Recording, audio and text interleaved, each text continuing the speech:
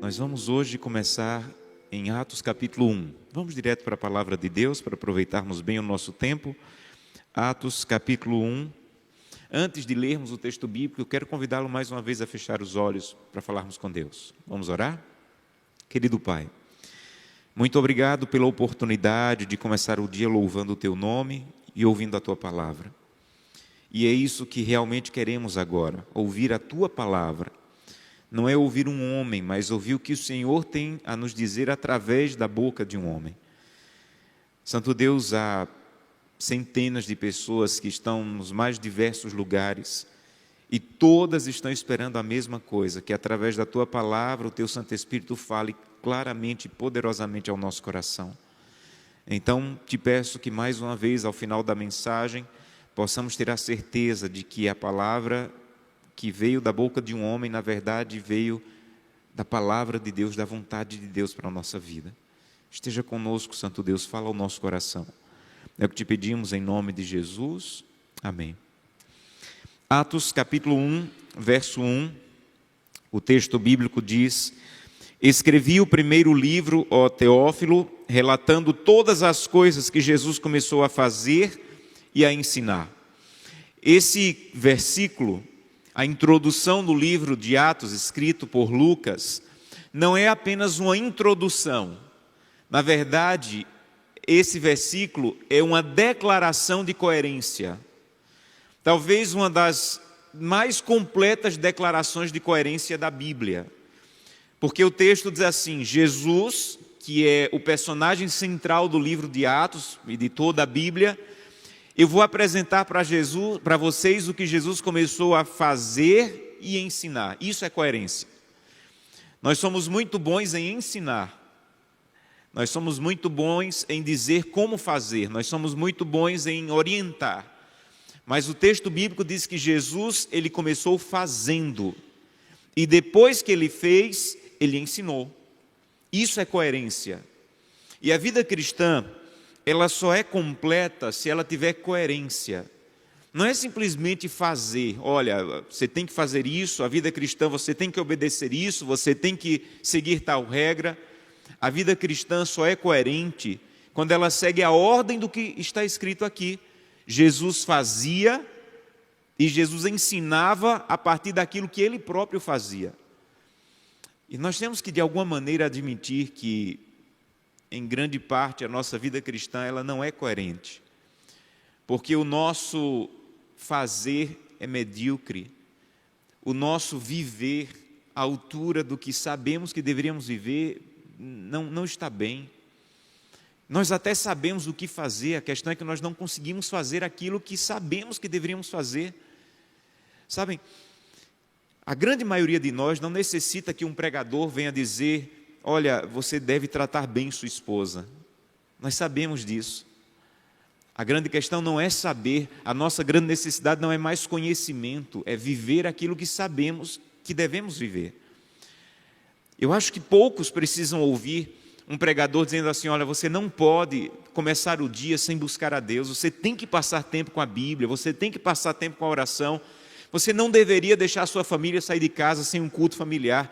A grande maioria de nós sabemos isso, a grande questão é que nós não fazemos aquilo que nós sabemos. A grande maioria de nós sabemos que ao ir para a faculdade deveríamos viver como um cristão e dar um bom testemunho, nós sabemos disso. A grande questão é que não conseguimos fazer aquilo que nós sabemos. Talvez alguém já tenha me ouvido contar essa história, mas meus filhos são apaixonados por açaí. E quando minha filha se apaixonou, bem pequena, se apaixonou por açaí, nós morávamos em Natal, no Rio Grande do Norte, e estávamos no nosso apartamento, e a mãe deu uma tigelinha com açaí para a minha filha. Ela era pequena, foi para a sala comer o açaí, eu fiquei com a minha esposa conversando alguma coisa na cozinha, e nós não percebemos, mas a Glenda derrubou o pote de açaí no chão. Quando ela derrubou o pote, na cabecinha de criança dela, ela pensou assim: eu sujei a sala e alguém que suja precisa limpar. E ela foi lá no quarto dela, ela tinha umas vassourinhas e uns rodos de brinquedo, e ela pegou a vassourinha de brinquedo para limpar o açaí na sala.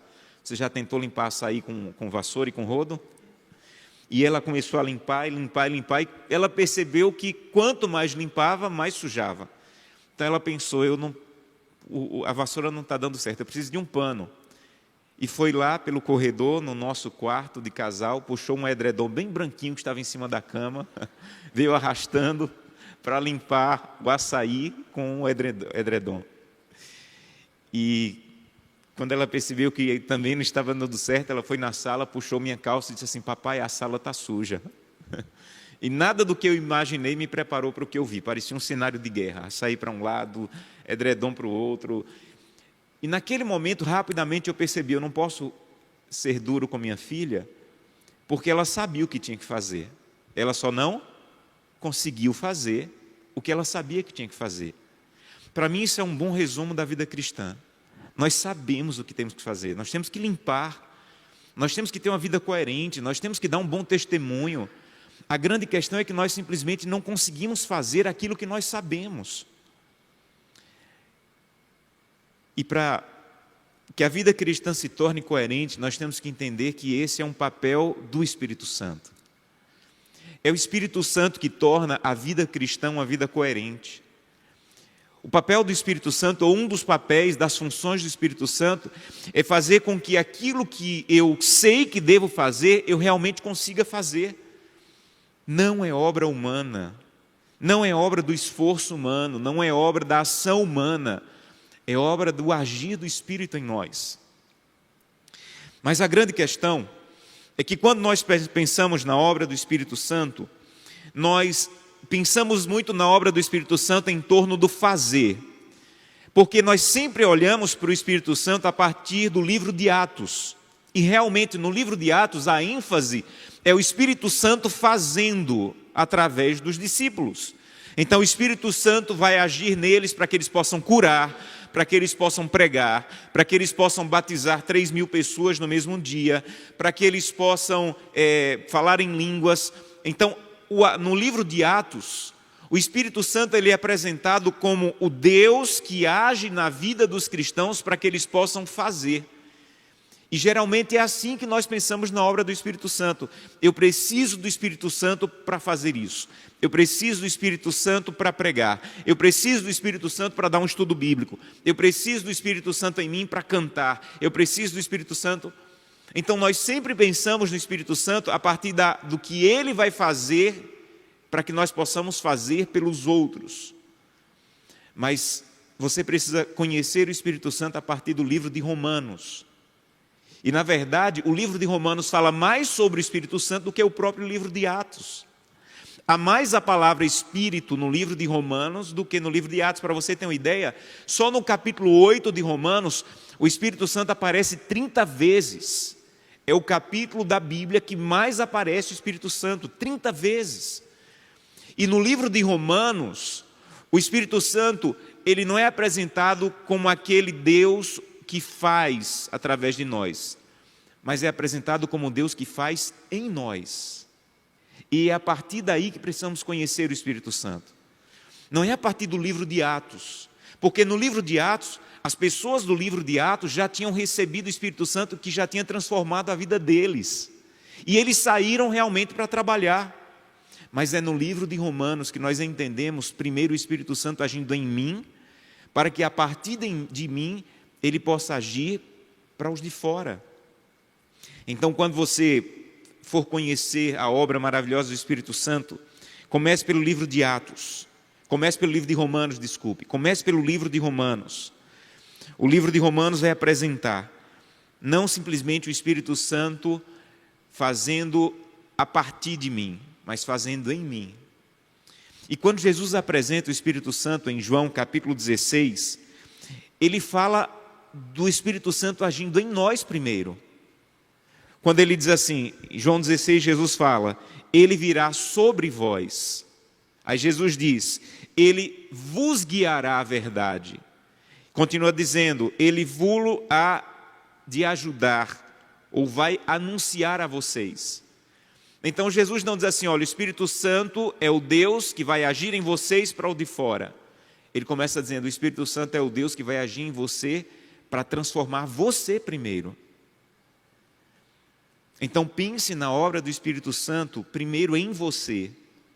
Porque se o Espírito Santo agir em você e tornar você um cristão coerente, aí ele vai poder agir através de você, a partir de você. Então vamos para o livro de Romanos, para conhecer o Espírito Santo, a obra do Espírito Santo primeiro em nós. Romanos capítulo 7. Romanos capítulo 7 é o capítulo do grito desesperado de alguém que não é coerente. Esse é o capítulo 7 de Romanos. É alguém que está desesperado, querendo ser cristão, querendo fazer coisas de cristão, mas simplesmente não consegue.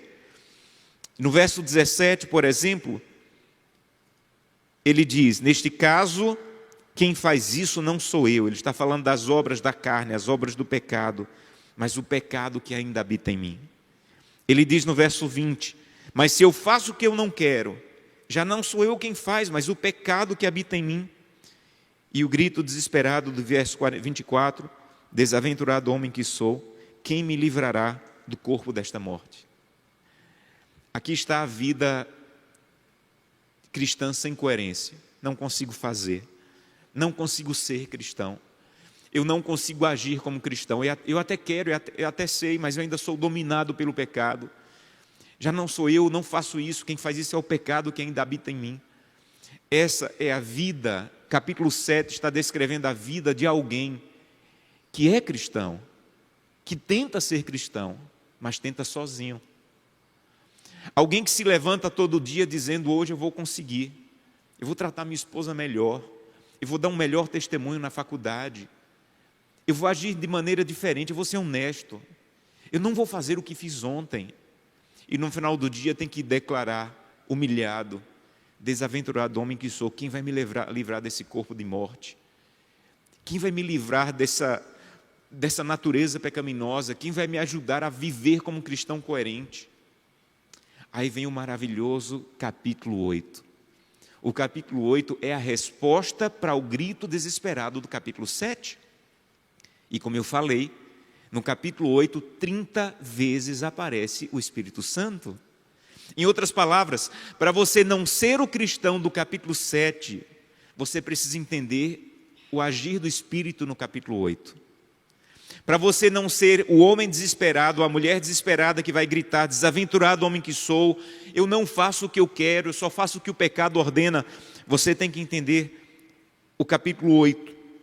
No capítulo 8, Paulo vai apresentar o Espírito Santo. E ele vai dizer quem você é sem o Espírito. É assim que ele começa o capítulo 8. Quem você é sem o Espírito? Capítulo 8, verso 5. Começo do verso 5.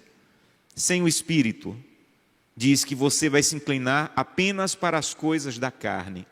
E só vai cogitar para as coisas da carne. Quando a Bíblia fala coisas da carne, ele está falando coisas da natureza pecaminosa, de quem nós somos ainda. Como eu preguei ontem à noite, quando nós saímos da água do batismo, o velho homem nos acompanhou.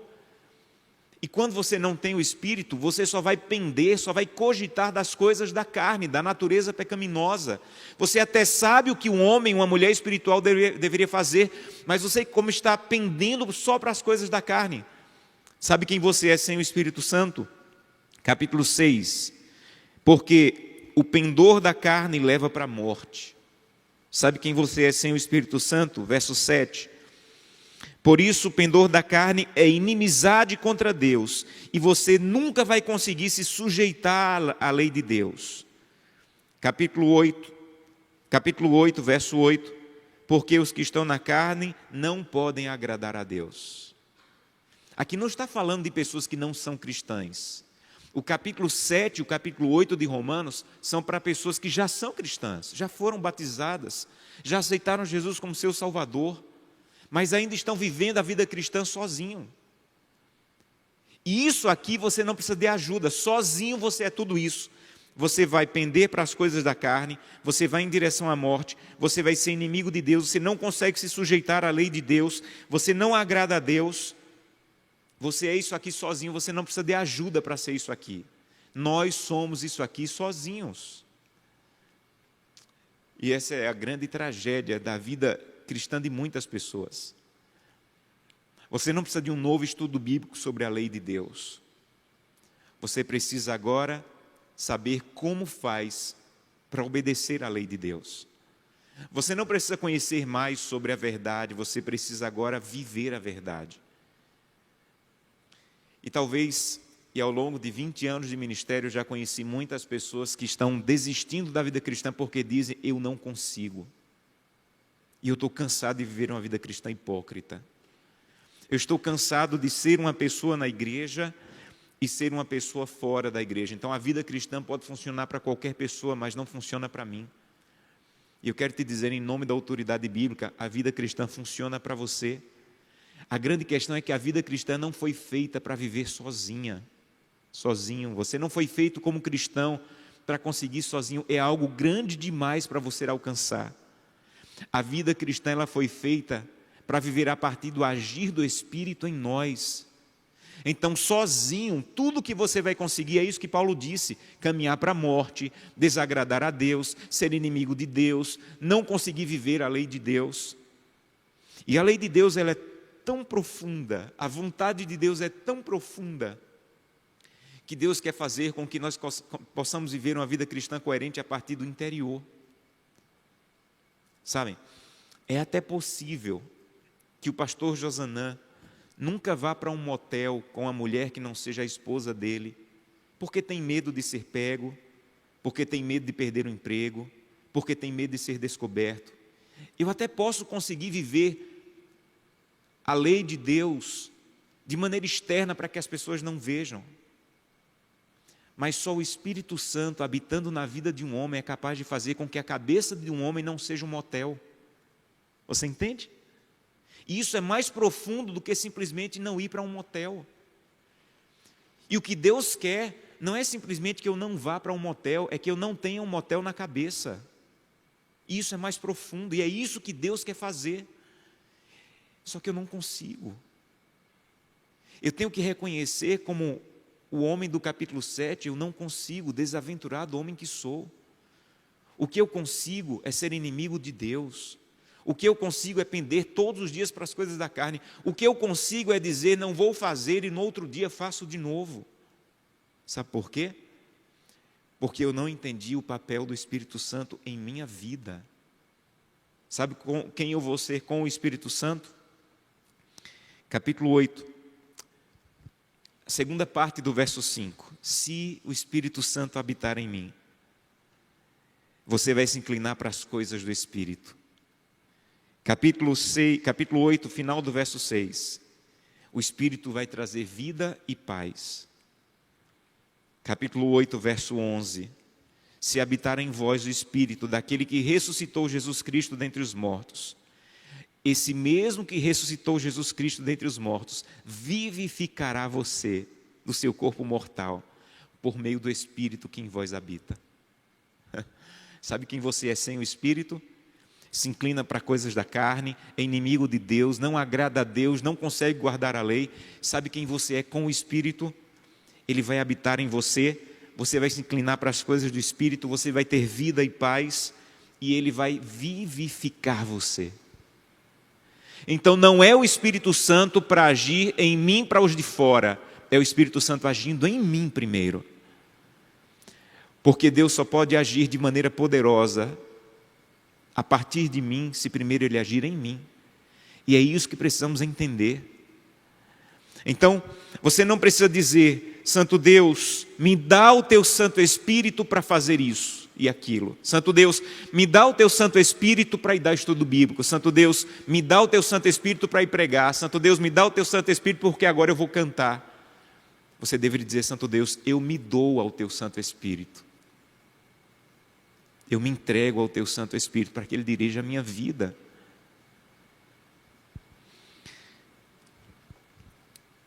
Mas para que isso aconteça, você tem que mudar um pouco a sua oração em relação ao Espírito. Talvez de muito tempo você tenha ouvido que você deve orar, Santo Deus, me enche do Teu Santo Espírito. Você não deveria orar, Senhor, me enche do Teu Santo Espírito. Porque quando você diz, me enche do Teu Santo Espírito, você está dizendo, Santo Espírito habita em mim. E talvez o Espírito diga: meu filho, eu até quero habitar, mas você já está cheio. Você já está cheio de vaidade, de orgulho, de ganância. Então a oração deveria ser: Santo Deus, me esvazia, mas não me deixa vazio, porque eu já vim de uma vida vazia. Então, Santo Deus, me esvazia, mas me preenche do Teu Santo Espírito, me esvazia do orgulho, me esvazia da ganância, me esvazia da mentira, me esvazia do erro. Santo Deus, me esvazia, mas não me deixa vazio, me enche do Teu Santo Espírito. E sabe como isso acontece? Segundo Crônicas, capítulo 7, verso 14, nós somos chamados, esse é um texto bonito, quando disse: o meu povo que se chama pelo meu nome, se humilhar e orar e me buscar, e se converter dos seus maus caminhos, então eu ouvirei dos céus, perdoarei os seus pecados e sararei a sua terra.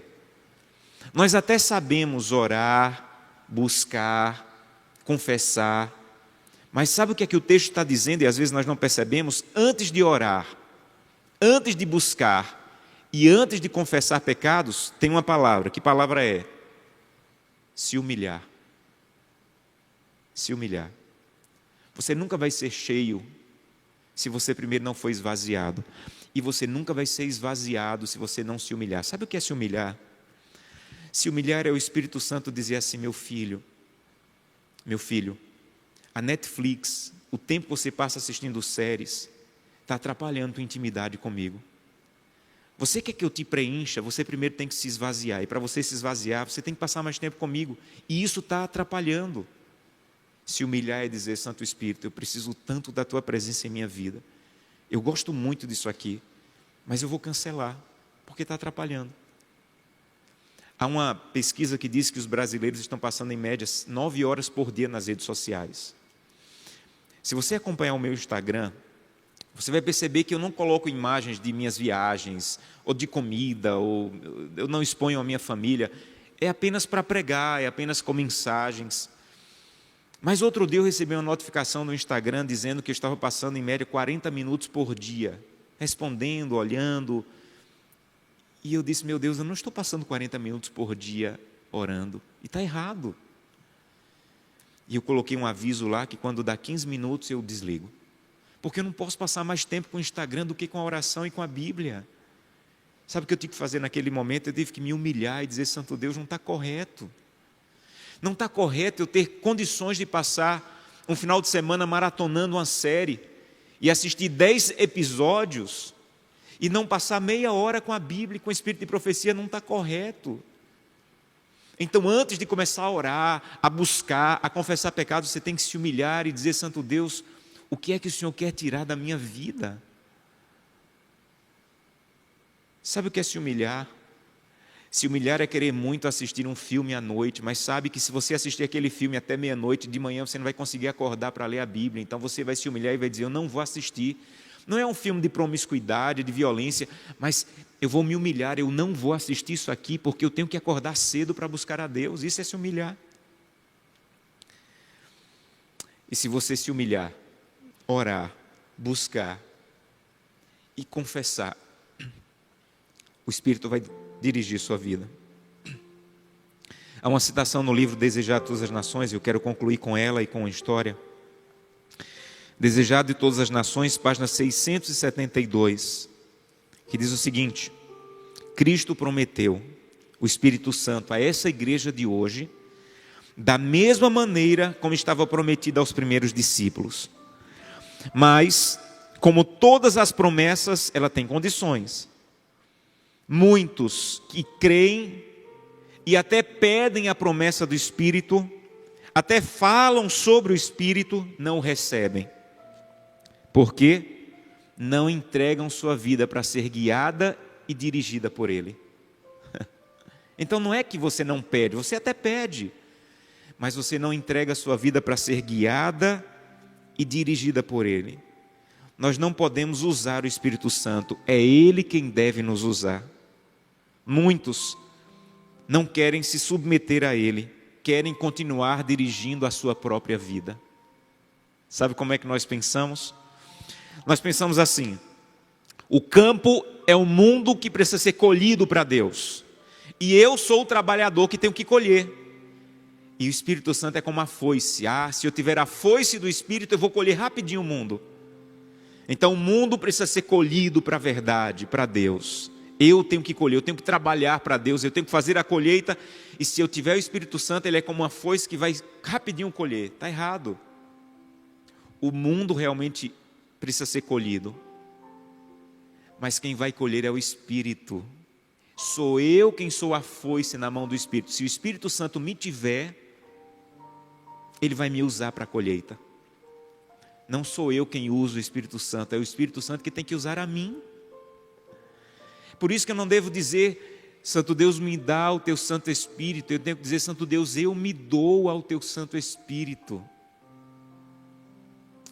Todas as férias, quando eu tenho a oportunidade de ir na casa do meu pai, o último dia eu passo uma parte dele olhando as fotos da minha mãe e lendo as cartas dela. Minha mãe faleceu há 20 anos. E é um ritual de lembrança, de lágrimas. E não sei por qual motivo, pela primeira vez eu encontrei uma carta que ela recebeu. Quando minha mãe faleceu, eu sabia que ia sentir muita falta dela, mas a principal falta que eu sabia que ia sentir era que todo dia às 4 da manhã ela estava orando por mim, intercedendo por mim e pedindo um novo batismo do Espírito Santo. E esses dias eu encontrei essa carta que alguém entregou para ela, que dizia assim: Dona Antônia, você foi uma pessoa inspirada por Deus para entrar na minha família e mudar completamente a minha casa. No momento em que você entrou no meu lar para me dar estudo bíblico, a minha vida mudou. Jesus entrou no meu lar e agora nós somos felizes. Eu consigo um emprego, agora consigo guardar o santo dia do Senhor e quero lhe agradecer e pedir que Deus abençoe a você e sua família. Isso aqui é resultado, não de alguém que simplesmente dava estudo bíblico, mas de alguém que de madrugada estava dizendo: eu me dou ao teu Santo Espírito, me usa. E Deus usa. Mas Deus usa alguém que está nas mãos dEle, que se colocou à disposição dEle, que diz: Santo Espírito, toma minha vida. Eu não quero o Espírito para dar estudo bíblico, eu não quero o Espírito para pregar, eu não quero o Espírito para cantar. Eu quero o Espírito para me transformar, para me fazer viver uma vida cristã coerente, viver uma vida cristã verdadeira. Eu quero convidar vocês que estão nos assistindo, onde você estiver, e vocês que estão aqui, a dizer: Santo Deus, Santo Espírito, toma minha vida, me esvazia e me preenche. Vamos orar? Querido Pai, Santo Espírito, nos perdoa por tantas vezes que tentamos viver a vida cristã sem Ti.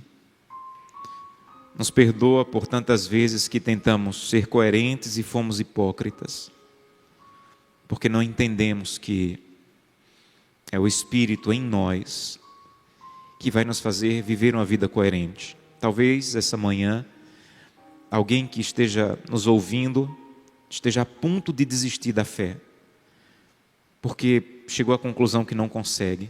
E eu te peço em nome de Jesus que essa pessoa não desista. Ela realmente não consegue, eu não consigo.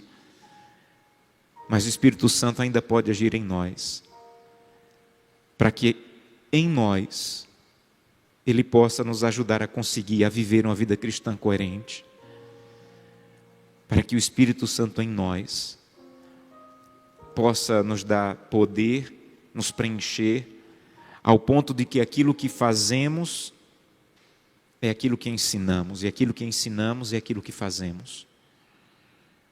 Ajuda-nos, Santo Deus, a cada dia ir à presença do Deus Espírito Santo, nos humilharmos e dizer: retira de mim o que você quiser, mas por favor não retenhas de mim a presença e o poder do teu Santo Espírito.